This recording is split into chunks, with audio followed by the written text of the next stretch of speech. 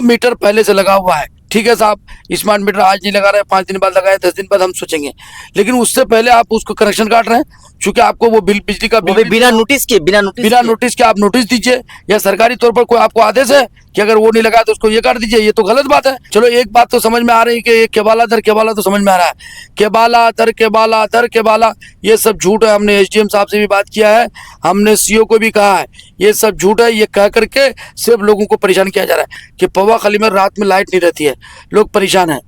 कहाँ मर गए नेता सब, कहाँ चले गए?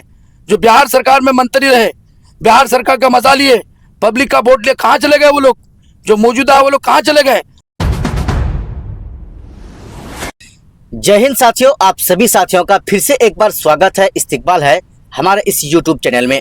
दोस्तों, आज हमारे साथ ठाकुरगंज विधानसभा के मुफ्ती अतहर जावेद साहब हैं।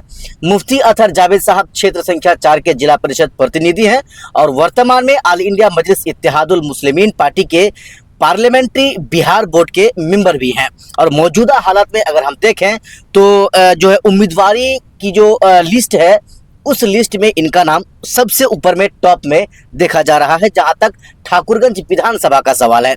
मुफ्ती अतहर जावेद के साथ आज हम हैं, इनसे 3 मामले को लेकर हम आज सवाल जवाब करेंगे। कुछ सवाल मेरे जहन में है। पहला, ब्लॉक के अंदर जमीन के मोडेशन को लेकर हम बात करेंगे। दूसरा, वही जमीन जो सर्वे के नाम पर सर्वेयर अमीन के द्वारा जो उगाही किया जा रहा है पूरे किशनगंज जिले के अंदर, उसको लेकर भी हम इनके साथ चर्चा करेंगे। और तीसरा, स्मार्ट मीटर को लेकर हम इनके साथ चर्चा करेंगे।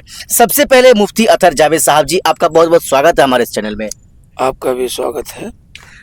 मुफ्ती अतहर जावेद साहब, सबसे पहले आप बताइए, ब्लॉक के अंदर जमीन के मोडेशन को लेकर जो वहां पर मामला हो रहा है, हर दिन ऐसा मामला देखने को मिल रहा है जहां पर लोग परेशान हैं।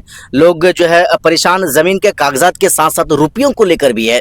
जमीन के मोडेशन को लेकर एक एक केवाला में 2-2 हज़ार 3-3 हज़ार जो उगाही किया जा रहा है, इस मामले में सर आप क्या बोलना चाहेंगे? सबसे पहले बात तो यह है कि हम मुतालबा करेंगे हुकूमत बिहार से कि जो अभी सर्वे का काम शुरू किया है, इनको कम से कम 6 महीना इसको डिले कर देना चाहिए। जैसा कि हमारा बिहार सदर अख्तरुल इमान साहब ने कहा था, उसकी वजह यह है कि बहुत सारे लोगों के केवाला जो मोटेशन नहीं हुआ है, कागजात दुरुस्त नहीं है, और सर्वे के लिए कागजात का दुरुस्त होना बहुत ज़रूरी है। उसकी वजह यह है कि अब यहाँ मोटेशन के लिए, यहाँ सर्वे के लिए लोग आ चुके हैं, अब मोटेशन नहीं है, किसी का परिमार्जन करना है, जिसकी वजह से लोग दर दर के ठोकरें खा रहे हैं। मनमानी तौर पर पैसा लिया जा रहा है। किसी के वाला का 10,000, 20,000, 50,000 तक, यहाँ तक का डिमांड किया गया है। ये क्या है? बदमाशी है, गुंडागर्दी है, पूरा लूट है, खसोट है। और इस मोटेशन के नाम पर, सर्वे के नाम पर लाखों करोड़ रुपए, ये कुछ हरामजादे ऐसे हैं जो इस तरह दलाली करके ये नोट कमाने के चक्कर में लगे हुए हैं। तो हम लोग चाहते हैं, हुकूमत से हम मुतालबा कर रहे हैं कि वो इसको डिले करे। मैं तो कह रहा हूँ कि साल भर कर दे तो बेहतर है, पहले इनको दुरुस्त कराएं और लोगों को ऐलान करें, हुकूमत की तरफ से ऐलान जारी हो कि आपका मोटेशन हर ब्लॉक भाई, पंचायत भाई, यहाँ पर सिविल लगा करके इनका मोटेशन किया जाए, कागजात दुरुस्त किया जाए, उसके बाद फिर सर्वे करें। सर्वे के खिलाफ तो ना है जी, सर्वे के आप खिलाफ नहीं हैं, लेकिन सर्वे के जो अमीन हैं उन लोगों के द्वारा 2-2, 3-3 दर के वाला, एक के वाला का मांगा जा रहा है। ऐसे में एक जमीन खरीदने वाला लगातार 2-2 और 3-3 दर के वाला कहाँ से लाएगा? पहली बात है कि वो दर के वाला तो आपको दे देगा जो जिससे वो खरीदा, लेकिन उससे अब 2-2 और 3-3 यानी उससे पहले का जो है दर के वाला का मुतालबा किया जा रहा है। और उसको लेकर के जो उगाही किया जा रहा है, ये कहा जा रहा है कि ठीक है, आपके पास नहीं है, आप इतने रुपये दे दो, 3,000, 4,000, 5,000 आप रुपये दे दो, इनका इंतजाम हो जाएगा, ये सारा काम हो जाएगा। इसको भी आप कैसे देखते हैं? ये सरासर झूठ है। हमने इस सिलसिले में, मेरे पास सुबह से लेकर शाम तक 50 केस आ रहे हैं, लोग परेशान है। ये सब झूठ है कि केबाला दर केबाला। चलो एक बात तो समझ में आ रही है कि ये केबाला दर केबाला तो समझ में आ रहा है, केबाला दर केबाला दर केबाला, ये सब झूठ है। हमने एसडीएम साहब से भी बात किया है, हमने सीओ को भी कहा है, ये सब झूठ है। ये कह करके सिर्फ लोगों को परेशान किया जा रहा है। भाई, आप जमाबंदी में जो बना हुआ है, हमने जमीन खरीदी है, आप उसको मोटेशन कराइए। अगर कोई ऑब्जेक्शन कर रहा है तब तो आप कहें, ठीक कह सकते हैं कि भी आप पर ऑब्जेक्शन है।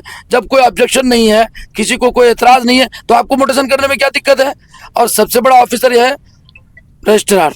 अब रजिस्ट्रार जब जमीन को रजिस्ट्री कराता है, सब कुछ देख कर के, आजकल तो फिंगर भी हो गया, चेहरा आँख होकर सबका फोटो लेता है, सब कुछ सारा सिस्टम की तरफ होता है। तो ये सब झूठ है, सब कमाने का, लूटने का। बहुत सारे अमीन को मालूमात नहीं है, फिर भी उसको अमानती का परवाना दिया गया है। ये सब बर्बादी का इलामत है और बहुत ज़बरदस्त बर्बादी। मैं समझता हूँ कि अगर ये सिलसिला जारी रहा तो जंग से तब्दील हो जाएगी। मैं खुद भी बर्दाश्त नहीं कर पा रहा हूँ और पब्लिक बर्दाश्त नहीं कर पा रही है, दर दर की ठोकरें खा रहे हैं। अगर ये सिलसिला जारी रहा, लोगों का मोटिवेशन में कमी रही, तो जंग हो जाएगी। मुफ्ती साहब, एक और सवाल हम आपसे करेंगे स्मार्ट मीटर को लेकर के। अब जो है नगर पंचायतों में स्मार्ट मीटर लगाने का काम जोरों शोर के साथ किया जा रहा है, लगाया भी जा रहा है, लेकिन कुछ जगह ऐसे देखा जा रहा है अगर कोई स्मार्ट मीटर लगाने से इनकार कर रहा है। हाल ही में और अभी अभी 1 घंटा पूर्व जो है पौवाखाली का ये मामला सामने आया है। वहाँ पर जेई साहब गए और जो उनको स्मार्ट मीटर लगाने की बात पहले से कहा जा रहा था, वो कह रहे थे हम अभी नहीं 8 दिन बाद लगाएंगे, जो मेरा बकाया बिल है उसको हम दे के जो 8 दिन बाद स्मार्ट मीटर लगाएंगे, लेकिन उसकी बात नहीं सुनी गई और उसका लाइट तक काट दिया गया। इसको आप कैसे देखते हैं सर? बिल्कुल गलत बात है। सबसे पहली बात तो हम उसका निंदा करते हैं, लाइट बिल्कुल काटना नहीं चाहिए। स्मार्ट मीटर सरकार की चालाकी है, इस पर कितना ज़बरदस्त किसके साथ क्या हैंग करके कितना बिल होगा, मनमानी तौर पर कोई उसमें बोल नहीं पाएगा। सब यही कहेगा स्मार्ट मीटर है, आप इसको कुछ बोल भी नहीं सकते हैं। ये पब्लिक को लूटने का बेहतरीन तरीका है।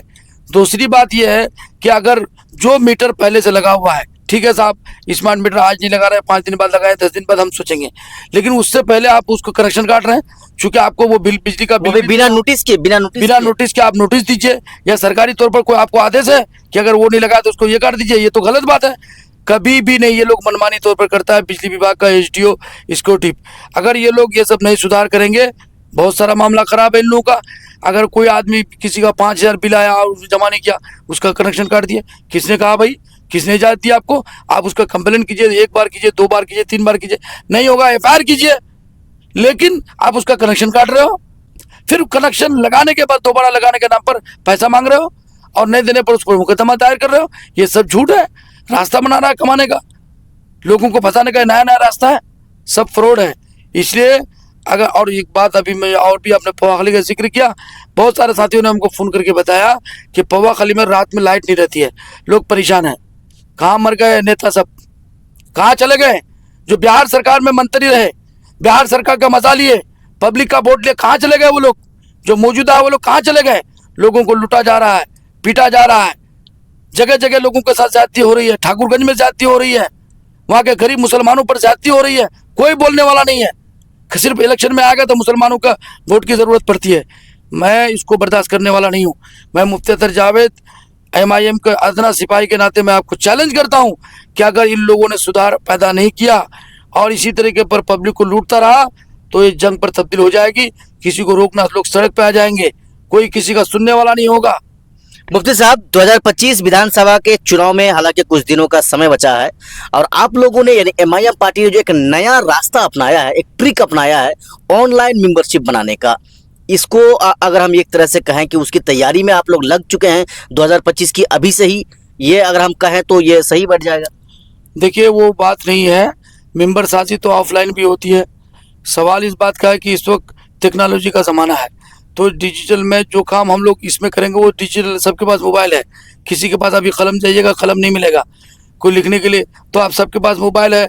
मोबाइल के ज़रिए से, डिजिटल का ज़माना है, डिजिटल के ज़रिए से आदमी ऑनलाइन उसमें मेंबर साझी, ये बहुत बेहतरीन तरीका है। माननीय अख्तरुल ईमान साहब ने इसको शुरुआत की है पटना से, और हमारे जो राष्ट्रीय अध्यक्ष हैं जनाब असदुद्दीन अवैसी साहब ने भी इसका आदेश दिया, वो लोग भी कर रहे हैं। पूरे हिंदुस्तान लेवल में हो रहा है, और मैं भी समझता हूँ कि हमारे किशनगंज में तकरीबन ये 2 साल का टर्म है, 2 महीने में हम लोग इंशाअल्लाह 1 से 2 लाख हम लोग मेंबर साझी का काम कराएंगे इंशाअल्लाह। मुफ्ती अतर जावेद साहब, आपका बहुत बहुत शुक्रिया कि आपने समय दिया और हमसे बात करने की कोशिश की। आपका भी बहुत शुक्रिया, आपके चैनल का भी बहुत शुक्रिया।